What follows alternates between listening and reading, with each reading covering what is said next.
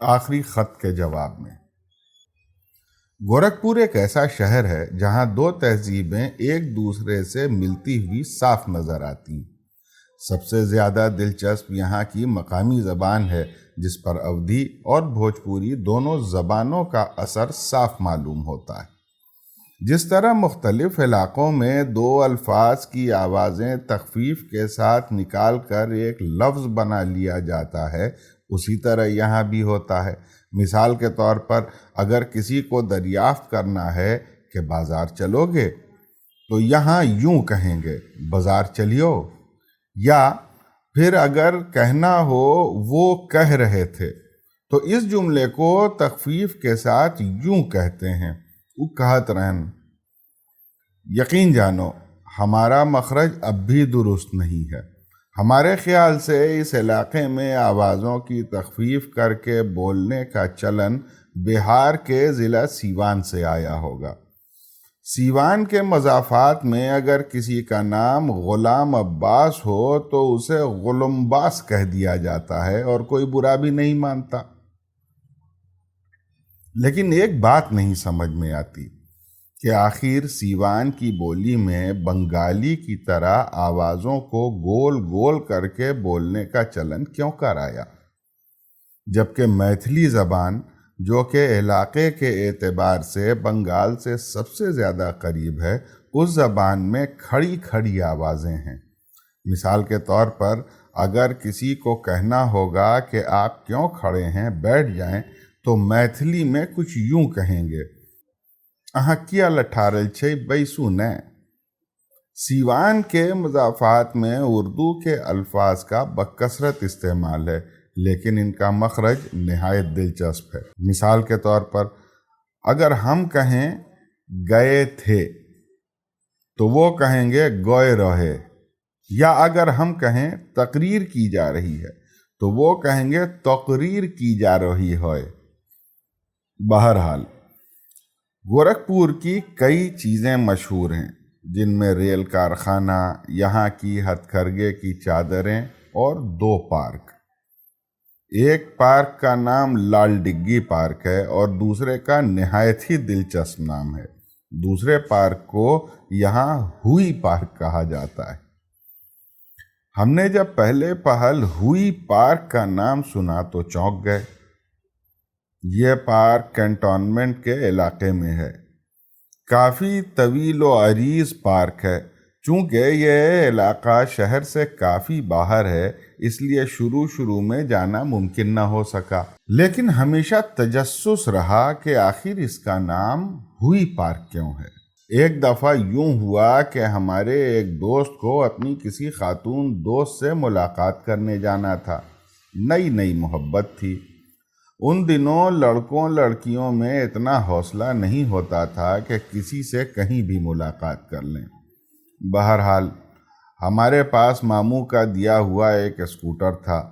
انہوں نے ذرا نقشے بازی کی غرض سے ہم کو اپنے ساتھ لیا اور ہوئی پارک روانہ ہو گئے۔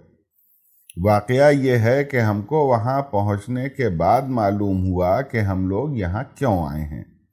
خیر اب تو آ ہی چکے تھے اور ان کی محبوبہ تھوڑی دیر میں وہاں پہنچ گئیں۔ دونوں ہوئی پارک کے کسی گوشے کی طرف روانہ ہو گئے اور ہم اکیلے رہ گئے۔ ہم کو تجسس تھا کہ آخر اتنے عمدہ پارک کو ہوئی پارک کیوں کہتے ہیں۔ پارک میں ٹہلتے ٹہلتے ہم ایک گوشے میں پہنچے تو دیکھا کہ ایک ستون پر ایک پرانے پتھر کی تختی آویزاں ہے جس پر کچھ کندہ ہے۔ ہم نے قریب جا کر دیکھا تو وہ اس پارک کا سنگ بنیاد تھا۔ ہم نے قریب جا کر اس کی تفصیل پڑھی، تب معلوم ہوا کہ ملکہ وکٹوریہ کے نام پر اس کا نام وی پارک رکھا گیا تھا۔ پھر مقامی بولی کے اثر میں وی پارک ہوا اور پھر مزید بگڑ کر ہوئی پارک بن گیا۔ سال 1992 میں اس کا نام تبدیل کر کے تحریک آزادی کے ایک سرخیل وندھیا واسنی پرساد ورما کے نام پر اس کا نام رکھ دیا گیا۔ غالباً ابھی بھی یہاں اسے لوگ ہوئی پارک کے نام سے ہی پکارتے ہیں۔ اردو کے حوالے سے اگر گورکھپور کی بات کی جائے تو فراق اور ظفر گورکھپوری کا نام سر فہرست آتا ہے۔ یہ وہ لوگ ہیں جنہوں نے اس چھوٹے سے شہر کو عالمگیر شہرت عطا کی ہے۔ شاید یہی سبب ہے کہ گورکھپور کے شہریوں کو شعر و ادب سے بہت دلچسپی ہے۔ یہاں خوب محفلیں جمتی ہیں، خصوصاً پرانے مسلمان محلوں میں تو ہر چائے خانے پر کوئی نہ کوئی شاعر یا کم از کم سخن نواز ضرور مل جائے گا۔ یہاں کی ایک اور بات نہایت دلچسپ ہے، خواہ میر ہوں کہ غالب، سودا ہوں کہ فراق، ہر کسی کو ان کے اشعار اپنے طریقے اور اپنی ضرورتوں کے مطابق یاد ہیں۔ جب یہ بات نکل ہی آئی ہے تو ایک دلچسپ قصہ سنتی چلو۔ ہم پہلے بھی ذکر کر چکے ہیں کہ ہم لوگوں کے یہاں ایک درزی آیا کرتے تھے۔ ہمارے گھر میں کتابوں کے علاوہ تو کچھ تھا نہیں، اس لیے وہ ہم لوگوں سے سیاست یا کوئی بازاری بات کرنے سے گریز کرتے تھے، بلکہ ہم لوگوں سے وہ شعر و سخن پر گفتگو کیا کرتے تھے۔ گورکھپور کی مقامی زبان میں بیوی کو جنانی یعنی زنانہ کا بگڑا ہوا روپ کہتے ہیں۔ وہ اپنی بیوی سے بہت ڈرتے تھے، اس کا سبب ان کا ہنر تھا۔ وہ مردوں کے علاوہ خواتین کے بھی کپڑے سیتے تھے، جس کی وجہ سے ان کی بیگم ہر شام ان سے دن بھر کے گاہکوں کی تفصیل نہایت سختی سے پوچھا کرتی تھی۔ اگر خدا نہ خواستہ وہ کسی خاتون کا نام بتانا بھول گئے اور انہیں کسی طرح خبر مل گئی تو کئی دن تک ان کا حقہ پانی بند ہو جایا کرتا تھا۔ شام ہی کیا ہوتا تو یہ بھی تھا کہ وہ گھر سے اپنے بیٹے بیٹی کو دکان کا چکر لگوا دیا کرتی تھیں تاکہ ان پر نگاہ رکھی جائے۔ بچوں کی آمد و رفت کا سبب کسی نہ کسی پیغام کا بہانہ ہوا کرتا تھا، کبھی ترکاریاں، کبھی چائے کی پتی تو کبھی دودھ، جو معمولاً گھر لوٹتے وقت وہ بازار سے خرید ہی لیا کرتے تھے۔ اس کے باوجود دن بھر میں ایک دو بار ان کا کوئی بچہ دکان کا چکر کسی نہ کسی پیغام کے ساتھ لگا ہی لیا کرتا تھا۔ ان کی بیگم کے یہ حالات ہم لوگوں نے ان کی ہی زبانی سنے تھے۔ اپنی داستان سناتے سناتے وہ رہاسے سے ہو گئے۔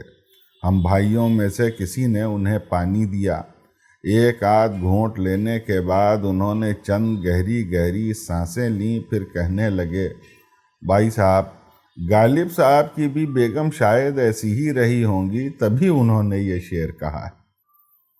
ہم لوگ ان کے اس جملے پر چونک پڑے کہ یہ کون سا شعر سنانے جا رہے ہیں۔ انہوں نے رومال سے اپنے نم ہونٹ پونچھے، گلا صاف کیا اور کہنے لگے، شعر سنیے۔ دے کے خط منہ دیکھتا ہے نامبر، کچھ تو پیغام جنانی اور ہے۔ یہ شعر سنتے ہی ہم سب کے پیٹ میں ٹھہاکوں کے گولے اٹھنے لگے، لیکن ان کی حالت زار کا قصہ سن کر ان کے منہ پر ہنسنا قطعی مناسب نہیں تھا۔ کمرے سے ایک ایک کر کے ہم لوگ کھسکنے لگے اور بھائی جان ان کے ساتھ اکیلے رہ گئے۔ ہم لوگ تو دوسرے کمروں میں جا کے لوٹ لوٹ کے ہنس لیے، لیکن بھائی جان کو وہیں بیٹھنا پڑا۔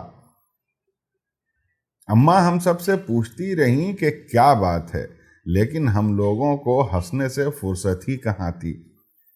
کچھ دیر بعد بھائی جان بھی انہیں روانہ کر کے آ گئے۔